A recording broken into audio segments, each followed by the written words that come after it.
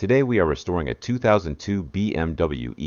E46 M3, a performance icon that once represented power, precision, and pure driving excitement, a machine engineered during an era when naturally aspirated engines, hydraulic steering feel, and perfectly balanced rear-wheel drive chassis defined what it meant to be a true driver's car. Yet now this once proud coupe sits abandoned inside an old garage, buried beneath years of dust and neglect, its metallic paint faded and lifeless, its tires completely flat and fused to the concrete floor, its once aggressive stance now slouched and tired, and its legendary inline-six engine silent after years without ignition, creating an atmosphere that feels less like a garage and more like a forgotten time capsule waiting to be reopened. So the first step in this ambitious resurrection is a complete and meticulous inspection, where every inch of the vehicle is examined under bright shop lights revealing cracked and sagging front and rear bumpers, cloudy oxidized headlights that have long since lost their clarity,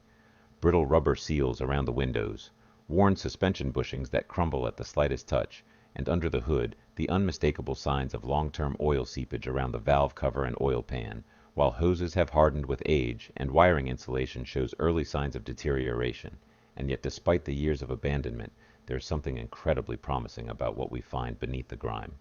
Because the chassis itself remains structurally solid, the frame rails straight, the subframe intact, and the body panels largely free from catastrophic damage, giving us the green light that this restoration is not only possible, but worth every hour it will demand.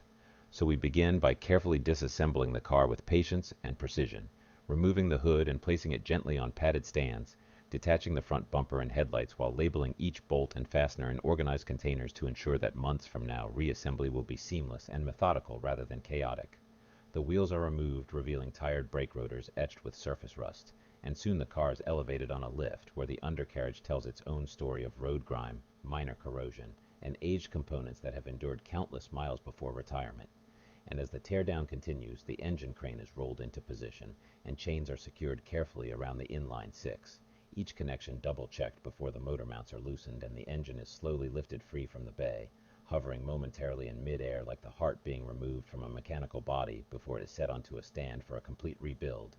And with the drivetrain removed, the car is stripped down further to a bare shell, interior panels taken out, carpets removed, wiring harnesses carefully disconnected, until what remains is the raw structure of the machine, exposing hidden rust spots along the wheel arches and subtle corrosion near the rocker panels that must be addressed before any cosmetic work can begin.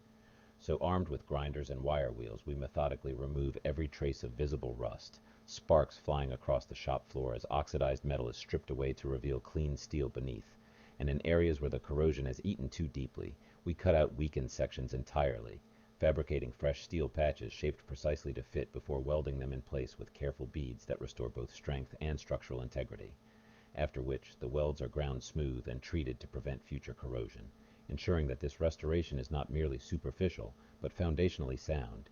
And once the structural repairs are complete, the bodywork phase begins in earnest, with thin layers of body filler applied to minor imperfections, followed by long sessions of block sanding where patience becomes the most critical tool of all.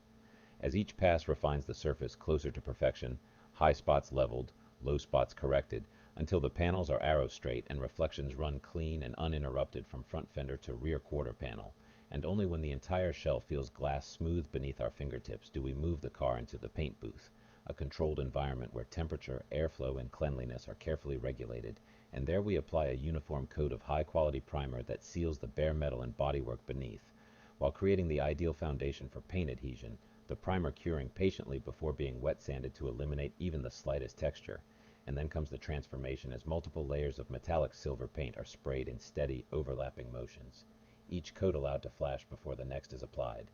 building depth and brilliance that gradually resurrect the car's visual identity. The once faded exterior now shimmering under the booth lights as metallic flakes catch and reflect every angle of alumina,